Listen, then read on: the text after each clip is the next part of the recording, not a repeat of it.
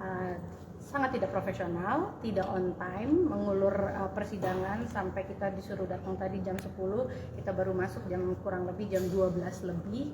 Tapi terus kemudian pas lagi di dalam tadi begitu saya ngomong, ya kalau misalnya jadi lawyer ya profesional dong, datangnya on time dong. So, oh iya soalnya tadi kan ada wartawannya Mbak Nirina, lah apa urusannya gitu. Tapi intinya ini semua lagi dipersiapkan dan mereka sih ya mengajukan maksudnya keberatannya mereka bahwa surat sudah dikembalikan ke kami gitu. Jadi menuntut dari BPN untuk kasus inilah, untuk perkara ini. Dari saya di sini adalah turut tergugat ya gitu. Jadi mungkin pihak ketiga di sini. Tapi juga sebenarnya belum bisa diakui sebagai pihak karena saya sendiri juga belum istilahnya memutuskan akan terlibat dalam persidangan ini apa enggak gitu. Tapi intinya ya mereka keberatan lah suratnya, menggugat itulah keberatan dengan surat itu gitu. Tapi nggak tahu ya kalau emang suasana persidangan tuh bawaannya kayak ketemu sama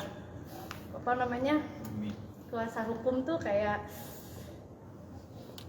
bikin pengen minum lagi puasa ini ya kayaknya. tapi nggak lah, pokoknya nahan semuanya.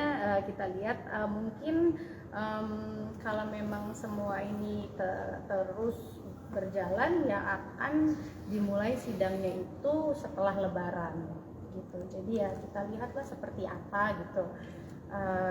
Tadi saya juga nanya kepada yang mulia gitu kan, hakimnya di sini mengatakan bahwa kalau sudah diputuskan secara inkrah, maksudnya bersalah, itu maksudnya tetap akan dijalankan ya persidangan ini gitu. Tapi ternyata memang jawabannya adalah karena waktu itu kan pidana dan kalau ini adalah tentang catatan administrasinya gitu.